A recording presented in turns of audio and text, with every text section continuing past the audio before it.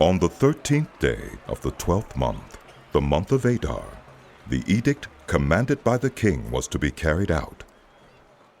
On this day, the enemies of the Jews had hoped to overpower them, but now the tables were turned, and the Jews got the upper hand over those who hated them. The Jews assembled in their cities in all the provinces of King Xerxes to attack those determined to destroy them. No one could stand against them, because the people of all the other nationalities were afraid of them. And all the nobles of the provinces, the satraps, the governors, and the king's administrators helped the Jews, because fear of Mordecai had seized them. Mordecai was prominent in the palace. His reputation spread throughout the provinces, and he became more and more powerful. The Jews struck down all their enemies with the sword, killing and destroying them, and they did what they pleased to those who hated them. In the citadel of Susa, the Jews killed and destroyed 500 men. They also killed Tarshandatha, Dalphon, Aspatha, Poratha, Odalia, Aradatha, Parmashta, Arasai, Aradai, and Visatha, the 10 sons of Haman, son of Hammedatha, the enemy of the Jews. But they did not lay their hands on the plunder. The number of those killed in the citadel of Susa was reported to the king that same day. The king said to Queen Esther, "The Jews have killed and destroyed 500 men and the 10 sons of Haman in the citadel of Susa. What have they done in the rest of the king's provinces? Now, what is your petition? It will be given you. What is your request? It will also be granted."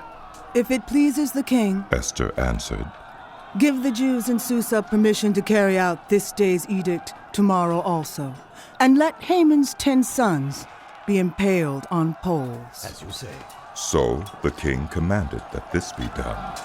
An edict was issued in Susa, and they impaled the 10 sons of Haman. The Jews in Susa came together on the 14th day of the month of Adar, and they put to death in Susa 300 men, but they did not lay their hands on the plunder.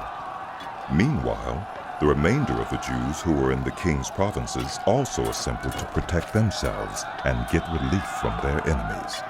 They killed 75,000 of them, but did not lay their hands on the plunder. This happened on the 13th day of the month of Adar, and on the 14th they rested and made it a day of feasting and joy. The Jews in Susa, however, had assembled on the 13th and 14th, and then on the 15th they rested and made it a day of feasting and joy. That is why rural Jews, those living in villages, observe the 14th of the month of Adar as a day of joy and feasting, a day for giving presents to each other. Mordecai recorded these events, and he sent letters to all the Jews throughout the provinces of King Xerxes, near and far, to have them celebrate annually the 14th and 15th days of the month of Adar as the time when the Jews got relief from their enemies, and as the month when their sorrow was turned into joy and their mourning into a day of celebration. He wrote them to observe the days as days of feasting and joy, and giving presents of food to one another, and gifts to the poor. So the Jews agreed to continue the celebration they had begun, doing what Mordecai had written to them.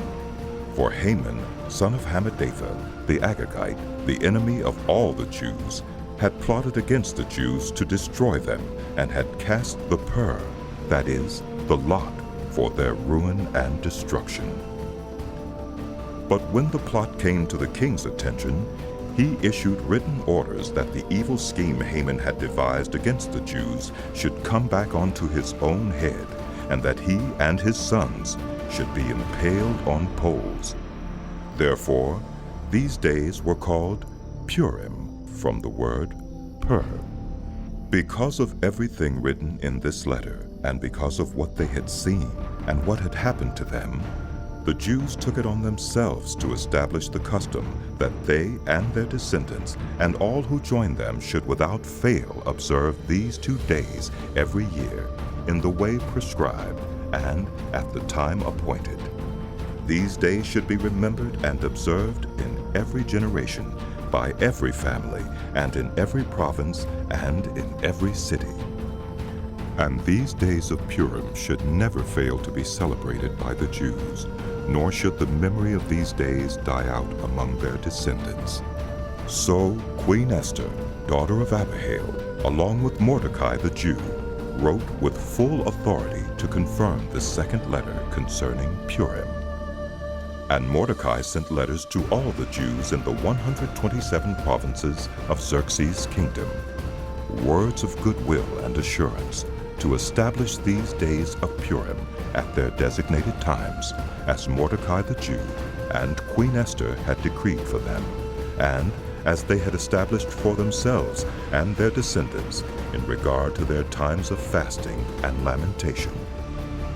Esther's decree confirmed these regulations about Purim, and it was written down in the records.